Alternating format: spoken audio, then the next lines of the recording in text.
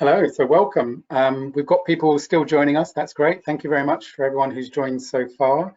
My name's Stephen Scowcroft, and I'm the Director of Operations and External Affairs at Lymphoma Action. And we're very pleased today to do another joint webinar with Leukemia Care on COVID-19 vaccines, your questions answered. I'll let my colleagues and panel introduce themselves. So Charlotte, do you want to go first from Leukemia Care? Sure. Hi, everybody. I am Charlotte. I'm the Patient Advocacy Manager at Leukemia Care. And Wendy? I'm Wendy Osborne. I'm a consultant haematologist in Newcastle, and I specialise in lymphoma. Robert? Robert Marcus, consultant haematologist in London, ex-Addenbrooke's in Cambridge and King's, now in part-time practice, and also specialist in lymphoma and allied disorders. And Graham? Hi, I'm Graham Collins. I'm a haematologist and lymphoma specialist in Oxford. Great. So those are our haematologists, and we're also grateful to Shirley. Shirley, can you introduce yourself? Sure. I'm Shirley Hopper. I'm a doctor working at the MHRA, which is the UK medicines regulator. Great. Okay. So as I said, we've got various questions. So the focus of our questions were on the specific issues to people affected by blood cancer, lymphoma and leukemia, and related to the vaccine. What we want to do is set a bit of a context as well. So we know that people who've got a lymphoma or leukemia diagnosis have been classified as clinically extremely vulnerable. They've been shielding and not shielding, coming out of lockdown, etc., back into shielding again, but also aware that a number of people will have been diagnosed with leukemia or lymphoma in that time period as well. So we just wanted, perhaps Wendy, you could start. So why are people with blood cancer considered extremely vulnerable, clinically extremely vulnerable? So I think it's the underlying condition itself, so that we know that if you have a blood malignancy, then your immune system, because of the underlying malignancy, is impaired more so than some of the other solid cancers. So that would put people's immune system more at risk in terms of more difficult to be able to fight infection should they then be exposed to the novel coronavirus. And so the underlying condition itself is a concern. And then also the treatment that our patients have. And so our patients, many of them have or require very high dose chemotherapy regimens. And this is given because usually the responses are very good. So we are keen to give these high dose regimens to get good control and often cure of their underlying disease. But many of these can cause further immune suppression during the treatment time. And we have concern that in the period after treatment, there are prolonged effects on the immune system. So both the disease and the treatment themselves is why we are concerned about our patients with hematological malignancy. And does it particularly make any difference how long ago somebody had their diagnosis of lymphoma? I know that was in previous discussions we've had about COVID, that was quite a big discussion at the time, back in March, May time. Yeah, so I mean, I can remember our in-depth shielding discussion that Graham, Robert and I had what feels like a lifetime ago now, but it was only or less than a year ago. And I think that the first thing that we were saying is that there's still a lot of things that we don't know, and we are collecting the data, and that we have to be very cautious that we recognise that this is a new disease, and we need to recognise when patients are at higher risk. We feel that it would be pragmatic that patients who have just completed their treatment would be at higher risk, because we know at that point often they're neutropenic. We know that some chemotherapies cause T-cell depletion for up to 2 years, and so therefore us as a lymphoma community of physicians on balance felt that there was concern for the first 2 years after treatment, but that we were very cautious with some people who had low-grade lymphoma, that we would be concerned for longer than that because of the underlying immunity associated with the low-grade disease. So, so I think it's a good question. I think the timing probably does have an impact, with the most recent out of treatment being at the highest risk. Great. Okay, so that was kind of where we were since March, and now we are, and obviously vaccines have been kind of talked about since the very early stages as well. But perhaps to Shirley, so we've now got vaccines available. How do we know that they are safe and effective? Okay, so for the vaccines that we have now approved in the UK, so that's what's known as the Pfizer-BioNTech vaccine, which was the first, and then the AstraZeneca-Oxford vaccine, and then more recently the Moderna vaccine, which has been approved, but doses aren't available yet. So for these three vaccines, clinical trials were done, which included tens of thousands of volunteers. And what happened in the trials was that the volunteers were randomly allocated to get the vaccine or to get a dummy. And then the participants were then followed up for at least 2 months and asked about side effects. And the MHRA and the other regulators around the world have been looking very carefully at the data from those trials. And we've really not identified any major safety issues related to the vaccines. Obviously, these volunteers are going to be followed up in some cases for up to 2 years. So we are going to be getting more data in, and we will look really carefully at that. The other aspect is that the regulators are following up any reports of side effects in people who receive the vaccine. So for the whole of the UK, that is the MHRA, and that is the yellow card scheme. So you can go onto the yellow card website, or you can download the app. And if you do experience a side effect after vaccination, you can report that to us. So in that way, we can monitor the safety for the millions now that have already received the vaccine. And then particularly for people with blood cancer, I've heard about a new scheme that's going to be launched really soon, which is called the Yellow Card Vaccine Monitor Scheme. So if you keep an eye out on the Yellow Card website, you would be able to register before you have your vaccine and then provide information to us. And we are particularly interested to have people signing up who have blood cancers. Yes, because as you said, I think obviously the majority of people through the clinical trials were not particularly affected by any disease area, but now that the vaccine is going out, then that's where we can start to collect that evidence. Yes, in the more special populations, that's right. Having said that, I did look back through some of the data, and there were some people in the trials that did have a history of leukemia or lymphoma, and also the trials did recruit older people who can sometimes have problems with immunity, as well as people with diabetes and other chronic diseases that can affect the immune system. Perhaps you can explain, obviously we've got 3 different types of vaccine at the moment. Are there any differences with mode of action, or we know that people have kind of been concerned about whether the vaccines are live or not live, and that's certainly been something that both lymphoma and leukemia have put quite a lot of information on our websites to try to address that as clearly as we can, but you know, it is a question that people have asked. Yeah, so for the 3 vaccines that I've mentioned, they're all trying to do the same thing, and that's to get our immune systems to recognise a protein that's on the surface of the coronavirus, and that's called the spike protein. And this is important because the coronavirus uses the spike protein to get into our cells, and it's by getting into our cells that the coronavirus makes us ill.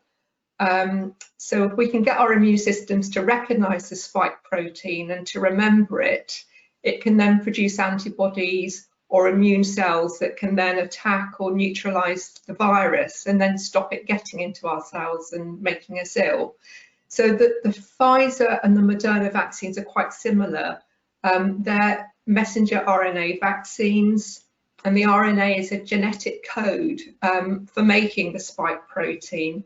So after you have the vaccination, the RNA is taken up by the body cells, and the cells then make the spike protein, and then the immune system can recognise that for future. So the Oxford AstraZeneca one is a bit different because it's actually made out of a virus called an adenovirus, and this particular one is one that causes the common cold in chimpanzees. Now it's been modified so that it can't actually reproduce in the body. So it gets taken up by the cells of the body after vaccination, but it can't reproduce, so it can't make us ill. And it's also been modified to actually make the spike protein that I talked about. So when the adenovirus is taken up into our cells, it will make that spike protein, and then in the same way as the other vaccines, the immune system will then learn to recognize the spike protein. So because the adenovirus can't reproduce, it's not a live virus, and therefore it is safe in people with blood cancer. Thanks, that's Sorry. Sorry. I was just going to say that there's some others on the horizon. The one that's probably closest to us hearing about, because it's going to report its results soon, is made by Janssen, and that's also an adenovirus one, similar to the Oxford one. There's also a couple that could be licensed in future that contain inactivated virus or the spike protein. Thanks very much. That's very clear. Over to Charlotte. Thanks, Stephen. So the next question is for Robert, and this is probably the question that most people are interested to hear is, should people with blood cancers accept the vaccine when they are offered it, and is there any variation between blood cancer types? Is there any reason why they should not? I can't see any. I mean, I think before with this seminar, I looked at some of this literature. There's no definitive answers here, but in general terms, we would strongly recommend that patients with blood cancer should be vaccinated. And I think that's the concern is regarding the immunosuppression of patients who've had either got blood cancer and not had treatment, so that some patients maybe have reduced immunity before they have chemotherapy, and some will have further reductions in immunity having had treatment. And I think the general consensus amongst most haematologists in the UK and worldwide is that the patients should have this vaccine. And whichever one they're offered, I think that the availability of vaccine is variable around the country and in different places. And I think whichever vaccine is offered, patients should take, because it should provide some degree of protection. And I think that's not just our own view. Immunologists, rheumatologists, kidney doctors who are also using immunosuppressive drugs are all recommending that patients with blood cancers and other where patients immunosuppressed should receive vaccination, in the hope that this will afford them some degree of significant protection. So I think that the general answer is yes, patients with blood cancer should receive the vaccine. Perfect, thank you, Robert. And I guess that leads us nicely on to the next question for Shirley. A lot of people are asking, is there one that is better, preferred in a certain population like blood cancer patients? The first question is there, and the second question is, do they have a choice really about that? So I think we don't have a clear answer to this at the moment. As has already been mentioned, the trials that have been done did exclude people who were immunocompromised, so that would include people who are taking drugs that suppress the immune system as well. But now for the companies that have got a vaccine approval, a condition is that they have to conduct studies, and they're really being pushed to do this as soon as possible, to look at effectiveness and to look at safety in people with conditions affecting the immune system or who take medicines that suppress the immune system. So we do hope to have this information soon, and when we have it, we'll be able to update our information that is published for healthcare professionals and for patients to explain any new recommendations. Now, as to whether people are giving a choice, the MHRA is not actually responsible for deciding who gets which vaccine. At the moment, due to the logistics of the rollout, I'm not aware that people are being offered a choice. But as I said, if there is evidence in the future, once we get these new data from these specific trials in immunocompromised people, that one vaccine is particularly good in people with blood cancer, then we would provide that advice to patients, their doctors, and to the public bodies that are rolling out the vaccine. I think at this stage, I think we probably should say that that any vaccine which is offered is likely to offer some protection, and the concerns that we have is that whether or not patients whose immunity is compromised will respond. It's not they're going to get side effects, we don't think. We think that there's a concern whether they'll respond or not. But I think that any protection is better than none. And I think the general consensus amongst those of us who treat blood cancers and those who give other immunosuppressive drugs in rheumatology and kidney disease is that patients should receive the vaccine. And I think that's very important. Great, thanks, Robert. Just one question I accidentally skipped over there is, are you aware of whether patients will be offered a vaccine multiple times if they were to decide not to take it up on the first occasion? That I don't know, but also there is a concern about the interval now, and our president of the British Society of Haematology, Professor Fielding, has written to the head of the NHS asking for the interval to be reinstated to 3 weeks. Now, whether that will happen is not certain. And of course, governments have to take what I suppose is a utilitarian view: is what's the best benefit for the greatest number of people. And I think getting one vaccination in to the largest number of patients may be beneficial. We don't know yet whether patients with blood cancer may have a disproportionate benefit from getting an early second vaccination. But so far, I think trying to get patients vaccinated for the first round is the best thing to do. And my advice is that if you're offered a vaccine opportunity, take it. We don't know whether the next round will come back to you, and that you'll be offered a different vaccine if you refuse the first one. So I think the view, and I don't know whether Wendy and Graham will agree, is if you're offered a vaccine opportunity, then take it. Yeah, I completely agree, Robert, and I think that we don't know. There's certainly not any selection, and you know, with the frontline health workers being vaccinated now, I know that I've certainly had one vaccine. My husband's had the other one, and it doesn't matter, is my opinion. So I think take whatever you get offered and take it at that opportunity, because some immunity is going to be better than none. And I think if there's too much discussion about is one better than the other, there could be an opportunity missed for a very important vaccination program, I think. Yeah. Stephen, forgive me, I think that's probably a good point where we skip ahead to one of the questions we had later, but since Robert's brought up the interval anyway, Shirley, do you want to comment on some of the discussions around the interval? What does the trial data tell us about the interval at which patients should receive the second dose? Yeah, so for the Pfizer and the Moderna vaccines, in those trials, the people that we use to calculate the effectiveness of the vaccine, for the Pfizer one, it was meant to be 3-week gap, and for the Moderna, it's meant to be a 4-week gap, but they were allowed to have had a gap of up to 6 weeks. So we can say that we know it is effective up to 6 weeks. However, what we do also know is that after the first dose, so about a couple of weeks after the first dose, there was a high level of protection already. So that is protection against getting ill from COVID-19. And the people in the trial, obviously, they went on to have a second dose. None of them only just had one dose. But because they did have this high level of protection while they were waiting for their second dose, you know, we would expect that this level of protection will continue for some time if the second dose is delayed.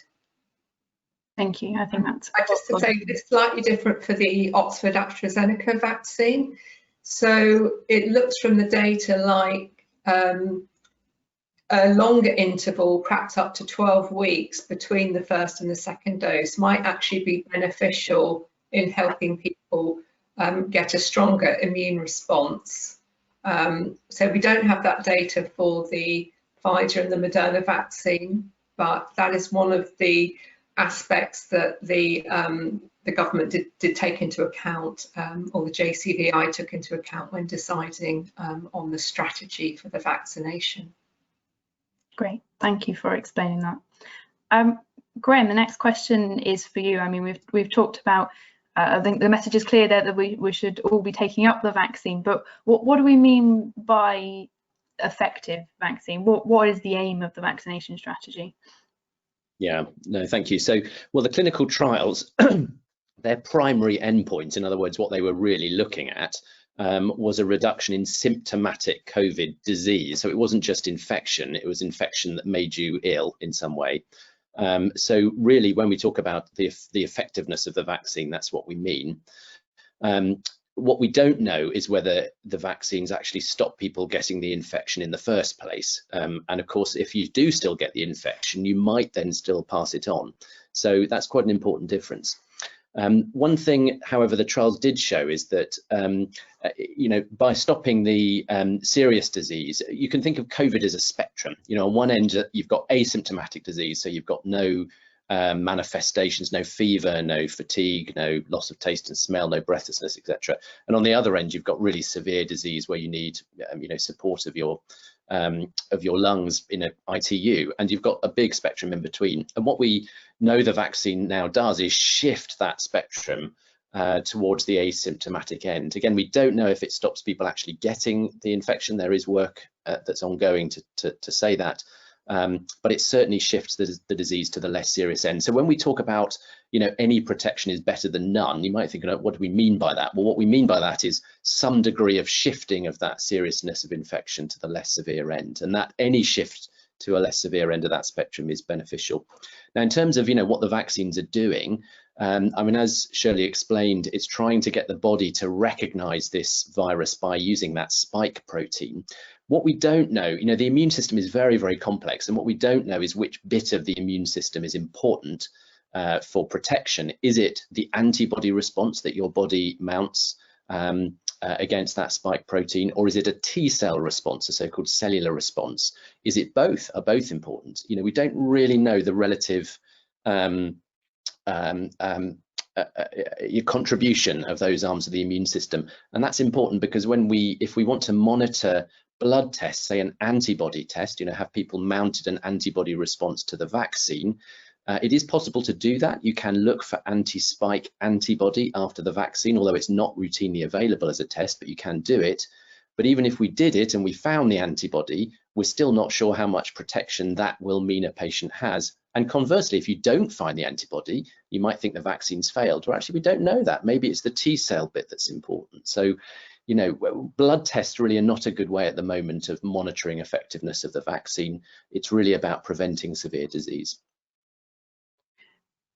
Do we know anything, or do we suspect anything around whether blood cancer patients are more or less likely to mount that immune response, or whether they will take longer to it, or will there be any difference, do we think, in how they respond? Yes, it's difficult to know. We know from some other vaccines. So, for example, there's been a reasonable amount of work looking at the flu vaccine, which of course varies every year. Also, other vaccines like tetanus vaccine. Certainly patients with a history of lymphoma and treatment with certain types of drugs, such as B cell drugs like rituximab, that does seem to impair the response of some of those other vaccines. So it is conceivable, as we've discussed, that the response to the COVID vaccine in patients with lymphoma may be less, but we don't know that for sure. These are very modern vaccines that are designed to really give your immune system a kick. So actually, they may be more effective than some of these other vaccines that have been looked at. So I would certainly, along with the rest of the panelists, say, do have the vaccine. It may work less well in you, but actually it may give you significant protection. So it's definitely worth having. And as I suppose more and more the population have it, the lessened immune response in blood cancer patients may become less and less of an issue as everybody is protected. Yes, that's right. Although, of course, that is the question of the infectivity, is that even if people are vaccinated, they might have the disease and pass it on. But I think most of us think, goodness, there's probably going to be some reduction in infectivity when the population's vaccinated. So I'm sure that will be of benefit. Great, thank you. But remember that for measles, for example, you need approximately 90% of the population to be vaccinated, is my understanding. Shirley may correct me here, to get that sort of common immunity. So I think you need to have very high levels for certain airborne viruses to make sure that the whole community is protected, even if a small percentage aren't vaccinated, don't respond. So I think raising the overall level is really very important. And I was just going to add, just because, I mean, we'll cover this a bit more detail later, but from what Graham had said, that's one of the reasons why, even if you've had the vaccine, the message is continue to be cautious, follow the guidelines at the moment. That is still shielding, and that will, you know, change as other reviews happen. But that's the reason we, even if you've had the vaccine after first dose and also the second dose, that you're not necessarily means that you can just go out there and do what you used to do pre-COVID. Yes, definitely. The next topic we wanted to cover was about side effects. Shirley, I wondered if you could comment on any side effects from the trial data that the MHRA have seen, and then Wendy, would you mind commenting after that about anything specific that you're aware of for blood cancer patients that or contraindications, any potential ones? So Shirley, did you want to comment first? Yeah, so the very common side effects that we saw in the trials, so these are side effects that affect at least 1 in 10 that get the vaccine, are pain and redness at the site of injection, and also flu-like symptoms were quite common, such as tiredness, headache, joint and muscle pain, chills, fever and nausea. But these side effects usually started on the day or the day after a vaccination. They last about 2 to 3 days, usually mild or moderate, actually a bit more common in younger people than older people, and that they can be treated with standard medicines for fever or for pain. So, as I said previously, when we looked at the data, we didn't see any major safety issues. And just to say that there's nothing to suggest that these side effects would be more common in people with blood cancer, or that there's any particular safety issues, you know, that we saw in the data that would affect people with blood cancer. Great. And Wendy, is that something you would echo? Yeah, I mean, I think in terms of safety, again, as I've said, I wouldn't be concerned and would encourage people to have their vaccine. I think that from a patient perspective, we obviously are very cautious about our patients when they have low platelets, which can occur either because of the blood cancer on itself, in the sense of a leukemia or myelodysplasia, or because of the treatment, the chemotherapy. And the injection is an intramuscular injection. And so we do have a concern about bleeding, but really the advice, and there are lots of statements from various bodies after this has been reviewed, that it wouldn't stop the injection be given in an intramuscular way, but obviously we would advise to be compressing for at least 5 minutes afterwards to try and prevent a large bruise happening. And the data doesn't support giving it in subcutaneous fashion, so we would still recommend intramuscular injection. There's a very rare disease, haemophilia, which obviously our blood cancer patients would be unlucky to have both, but that's the only sort of situation where it is recommended that they would have factor replacement before. But from a blood cancer perspective, it's really about the bleeding and the compression afterwards. Our patients are more at risk of infection if they're going through chemo and with neutropenia, but again, the risk of infection from a small sterile needle would be extremely low, and that would not be a reason where I would say do not have this, so I would not be concerned. Great, thank you, Wendy, for clearing up those specific situations there. We've already mentioned this, Graham has sort of touched on it on the back of my comment, Shirley, but could you comment on what we know about transmissibility and whether the vaccine stops people passing on the virus or not? So as Graham was explaining, the trials are really designed to look for people that had symptomatic COVID disease. The trials are actually going to look at people that were infected but didn't have symptoms, and we'll get that data later on when they publish the full trial reports. But what the trials weren't designed to show was whether people could transmit the virus once they've been vaccinated.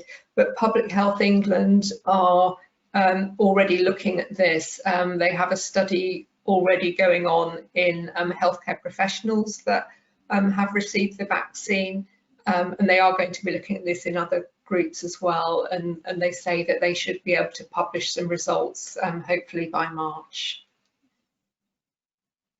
Great, thank you. I look forward to those, because that would be it would be great if it did. I'm sure we'd all agree.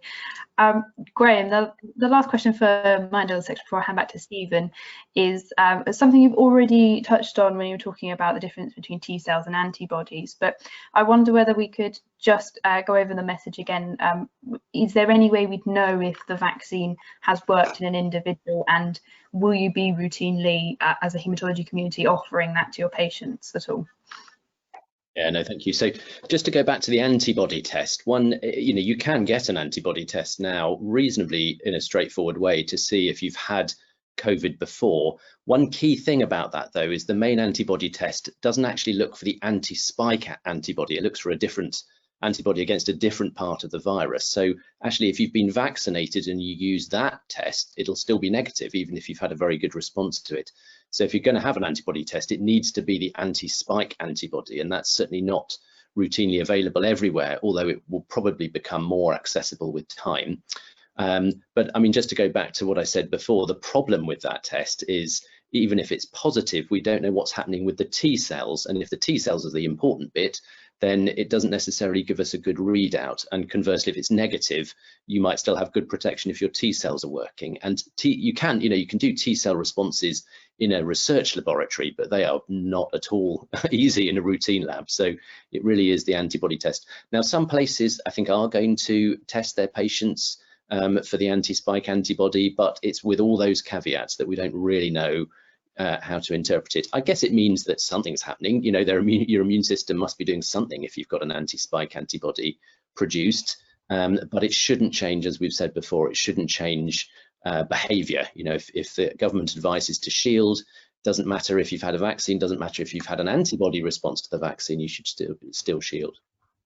Yes, please be patient with the whole. I know it's frustrating for a lot of people, but we all need to be patient.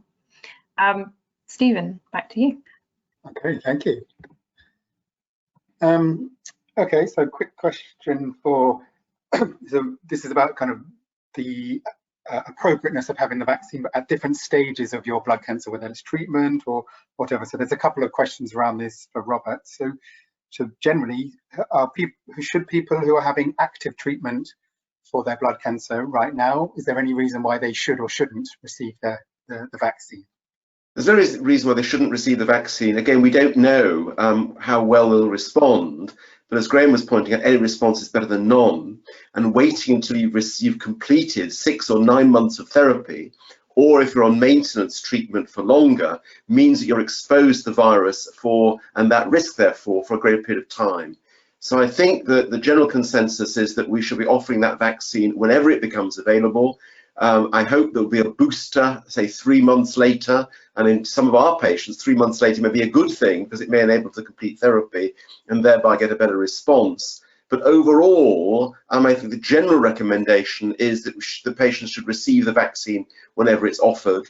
And even if their response is slightly blunted because they're on chemotherapy, once again, we'd emphasize that any response is better than none, and delaying vaccination until treatment is completed may expose those patients to the risk of the virus at an early stage. So I think, generally speaking, we'd recommend that patients should receive the vaccine, actually, even if they're actually on active therapy. Delaying until afterwards is probably not a good idea. I think we perhaps going to cover stem cell transplantation, but we may want to cover that now. But I think that frequent transplant is probably going to be the best approach. Again, it's all very pragmatic. The European Bone Marrow Transplant Group actually came out with some guidance at the end of December, which I had a review of, and I think that pragmatically speaking, they're saying 3 months after transplant, not because it's unsafe, but once again, as Graham pointed out, that your immunity starts to recover then, and at that point, it's worthwhile having the vaccination because it may afford some protection. Now, in general terms, after stem cell transplantation, we're revaccinating patients at a year. We don't want to wait that long. I mean, I think we're waiting for a year to repeat vaccinations, then I think we're allowing patients to become exposed. And therefore, I think after stem cell transplant, a 3-month delay, allowing them to recover, would be entirely appropriate. And again, a booster vaccination three months after that actually may be better than 3 weeks, because it allows your own immune system to recover. So generally speaking, then, I think we're recommending that patients with blood cancer on therapy should receive the vaccine when offered, in the hope that it will afford some degree of protection. And as Graham pointed out a moment ago, it decreases the risk of severe infection, even if it doesn't prevent the infection itself. So we've covered the maintenance aspect of that, stem cells. Is there anything about splenectomies or CAR T cell therapy as well? Anything again there that's different? Well, again, having had advance notice of that, the EBMT recommendations is that CAR T cell patients should receive vaccination. Again, the data are so thin, but I think the concern is not the side effects, once again, it's whether you actually respond. And probably 3 months later is a reasonable time to do it, because you're probably getting some degree of recovery of immunity. And if, however, there's very high prevalence, the EBMT guidelines say 6 to 8 weeks. Again, I think that's reasonable. Splenectomy patients, I think that, again, the immune response might be slightly blunted. But again, adults who've had splenectomy in adult life, the immune system seems to respond to vaccinations fairly well. So I think that overall, I would not interfere with a vaccine schedule for the sake of chemotherapy, and vice versa. I wouldn't interfere with a chemotherapy schedule because of vaccination. I think accept the vaccine when it's offered, and the hope that it reduces severity of infection, even if you're exposed. And this is, again, for all those reasons you said, the reason why, obviously, we've touched on why people affected by blood cancer are clinically extremely vulnerable, and that's also why they're in the priority 4 group, and therefore, due to be vaccinated in a timeline by mid-February, or being well with the the rollout. Yes, I think that's. I think that the lymphoid malignancy patients seem to be more vulnerable. So CLL, myeloma, lymphoma seem to be more vulnerable, irrespective of whether they've had treatment or not. And certainly those patients we're giving immunosuppressive therapy to, often with antibodies, their immune system may be compromised, and therefore they may be more susceptible to the severe infection if they're not vaccinated. So I think, once again, vaccination very important. Yeah, thank you. Charlotte. Great, thank you. Well, my next question is one we've had in fairly recently, around priorities. I'm conscious we've not got anyone here who is actively involved in prioritization, so I was planning on sort of throwing it open to anybody to comment on the current priority order. So blood cancer patients are largely falling into the group 4, which is with the 70+ population, and we've got some questions around why family members aren't in that group as well. Is anybody able to sort of comment on that specifically? I can pick up on the family members if you like, because that I was in a meeting with a member of the JCVI and he commented on this, so I could relay what he said. But basically it comes down again to this transmissibility question, in that the whole reason for vaccinating family members is to protect the vulnerable individual, but that only works if you stop transmissibility of the vaccine, of COVID. And at the moment, we just don't know if that's the case. So I think in the absence of data to support that reduction in transmissibility, they didn't feel they could prioritize family members or household contacts, maybe is a better way of putting it, of vulnerable patients. Now that may change, I guess, if we get some information in the fairly near future.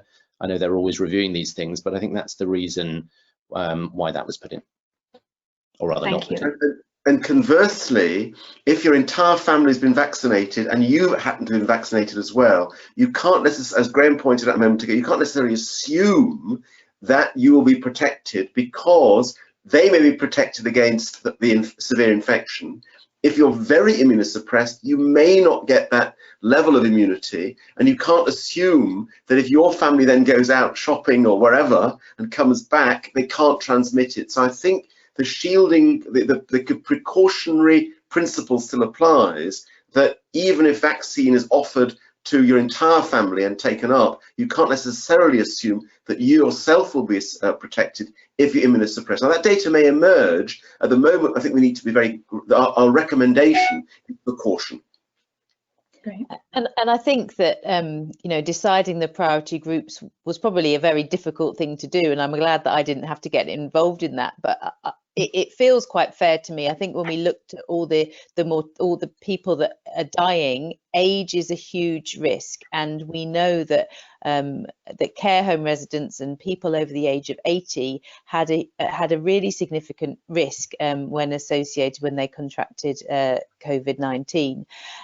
So you know, it feels that making sure that these patients are vaccinated as a priority is important, and that isn't saying that people with blood cancer aren't important too. I just hope that with shielding that they may remain at lower risk, and watching how the vaccination program is rolling out, I think it's impressive. And you know, working and seeing everybody, all hands on deck, getting that vaccine out. You've seen, you know, the rates that it's being delivered in the UK, and because the NHS is such a joined up system, I think that, you know, with fantastic primary care, I think that it is being delivered rapidly. And I would hope that the target of mid-February for all of our 4 high-risk groups feels to me like it should be reached.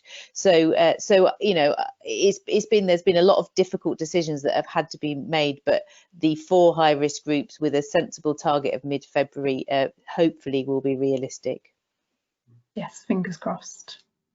Stephen, did you want to come in there before I do the next question? Just to kind of reiterate that both of our organisations have got more specific information, particularly about people who, you know, have been newly diagnosed, or about confirming whether they're being on the shielding list or getting a shielding letter, because obviously at the moment in time, clinically extremely vulnerable people who are shielding, they will have been rewritten to.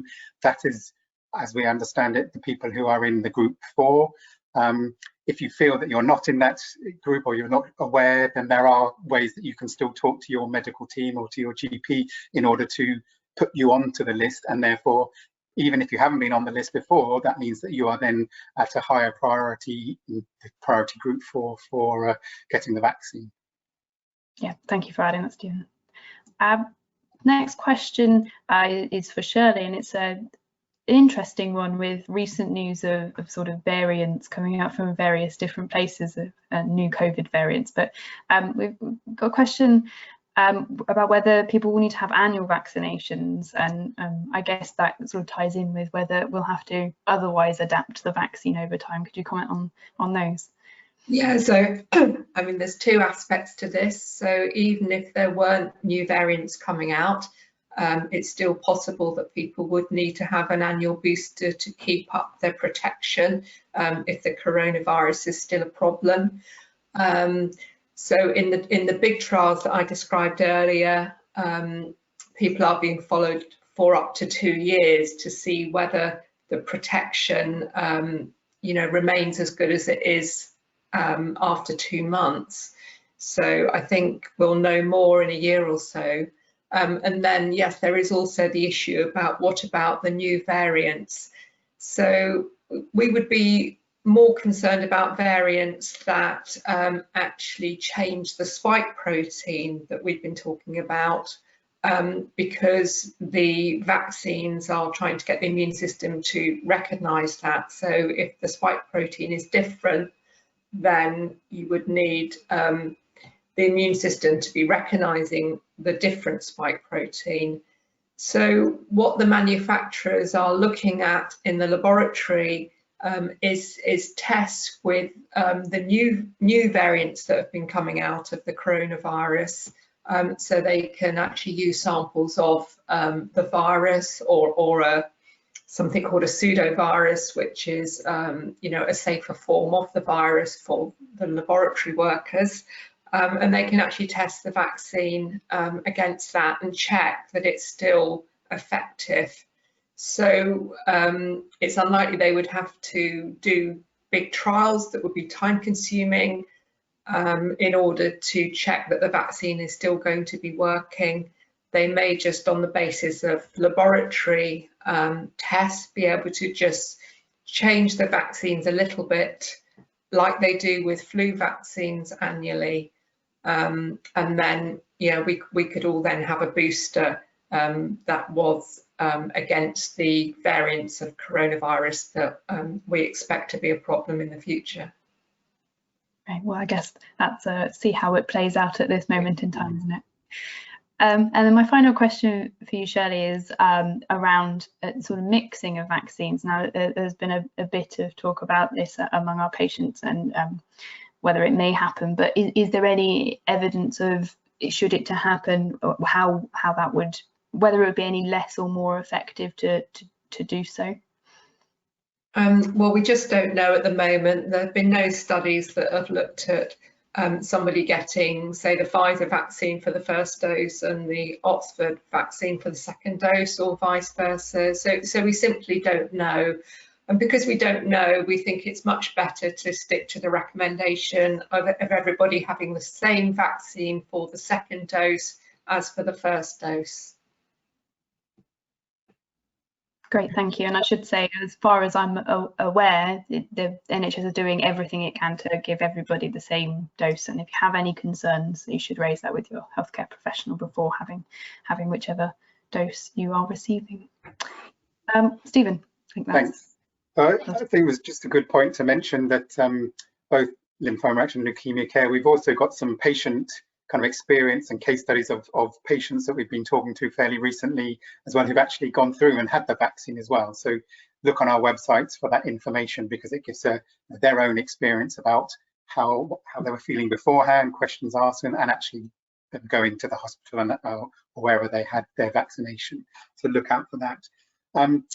So I was just going to, we have touched on some of these already, but particularly around the kind of shielding and the protective behaviour for following having the vaccine. So we've identified that, yes, it's once you've had one vaccine and possibly the booster, the follow-up as well, it's still recommended to follow whatever the guidance are at that time. At this moment, it's obviously continuing to shield. The earliest we know that that's going to be reviewed is around mid-February as well, but we don't know what's going to happen after that. I think the main thing, I guess, is, yes, just Robert, perhaps you can reiterate your kind of thoughts around that. Is why is this recommended? Does it apply just after the first dose? Does it apply after the second dose? Is there any issues around there being that moving to that longer period of time between having one dose or the other, for how people should continue to behave while they're having that vaccine?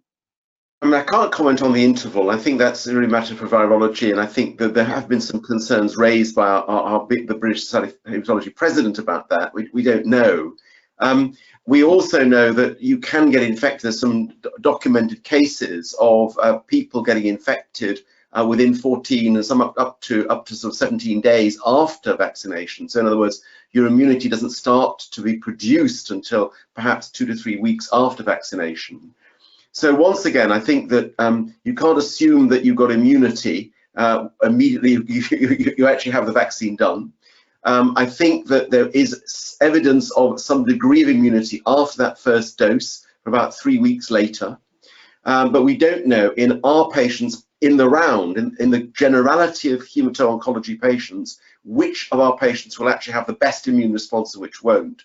So I think the recommendation is, at the moment, until we see the overall incidence going down substantially, till we have data supporting the idea that our patients will mount an immune response and will have, even if infected, a much less severe infection, I think our recommendation must be the cautious precautionary principle of continue to shield and not assume that you will be protected, even though we hope you will be. I think that's the message. The hope is that you will be protected, but don't assume you will be.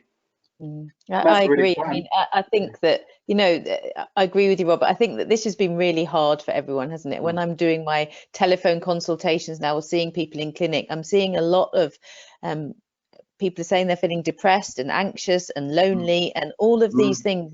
And there's been a huge mental health impact on all of this. And it feels hard us sitting here saying, come on, you've got to keep shielding. Come on, you've got to keep shielding.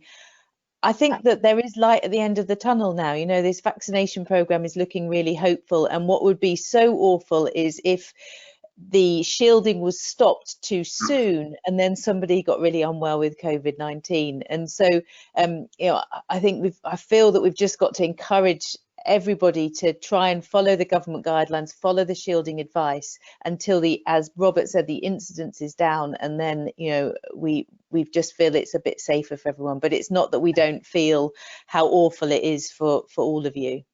Yeah, and we know, you know, just to the analogy with sort of those sort of war poets at the end of the First World War, the ones who died very, very soon before the armistice, you don't want to be one of those people who's just at the end of the process and then suffers the consequence of not actually continue the precautions, and that's really difficult to do. But I think we mustn't take off the shielding too soon, because the virus is still prevalent and patients are still vulnerable to it. And I think we mustn't do that until we're certain that our patients are protected and the overall incidence of the community has significantly diminished. And that's a really good point in terms of the impact of it, and both Lymphoma Action and Leukemia Care are aware of that, and that's why we've got support and information in order to continue to help to support friends and family, as well as people affected by lymphoma, to continue with that. It's currently shielding, it will be reviewed, but to kind of continue to be cautious until it is safer to do something different. And we do understand that when you finish your chemotherapy, you want to return to your normal life. And everyone understands that. It's just sadly not possible at the moment. So that when you finish treatment, some patients are in complete remission, they want to celebrate in some way. And it's just the restraint's really terribly important, though the temptation and the desire to get back to normality is so great. I think we really would recommend caution. Thanks. Great.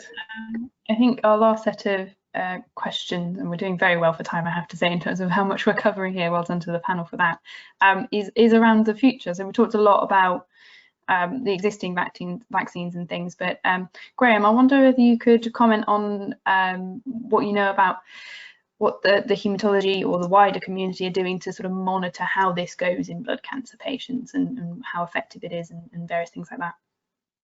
Yeah, sure. So there are some studies ongoing to look at how haematology patients respond to their vaccines. So a colleague of mine, for example, is looking specifically at myeloma patients, looking at blood samples after they've had their vaccine, and then looking in the longer term, because you may develop an anti-spike antibody, but how long does that hang around for in blood cancer patients? Is it there for years? Is it there for just a few months? You know, all these sorts of questions. And then also looking clinically at do patients who've had those injections, have those vaccines rather, are they protected from COVID, or are they still getting symptomatic disease? So, and of course, as Shirley's alluded to, there are some very large studies still ongoing that will be you know, also in the real world with the yellow card system, looking at the consequences in blood cancer patients. So there are certainly things ongoing, and there are also trials for patients who cannot have the vaccine. Now, thankfully there's not many people who can't have the vaccine, but if there's a history of severe anaphylaxis, for example, then that's certainly a major caution. So there may be some people who can't have the vaccine, and there may be some people whose clinicians just say to them, look, there really is no point in you having the vaccine. Now, I have to say, I think would be a very small group, and I would slightly sort of struggle to think who that would be, but I think there probably will be some people who are told that. And there are some trials underway of so-called passive immunization. So active immunization is where you're given a vaccine and that makes your body respond to the antigen, to the protein that's given to the body to become immunized. That's active vaccination. Passive is where you're given the antibody, for example, to see if that passively then protects you. And there are a number of antibodies that have been developed that are active against the spike protein, so anti-spike antibodies that are being used not in a diagnostic way, but in a therapeutic way, so given to patients to see if they will be protected. Now, again, that's, you know, if you get offered the vaccine, have it, but if you can't have the vaccine for whatever reason, then actually entering one of those clinical trials would, I think, be very sensible.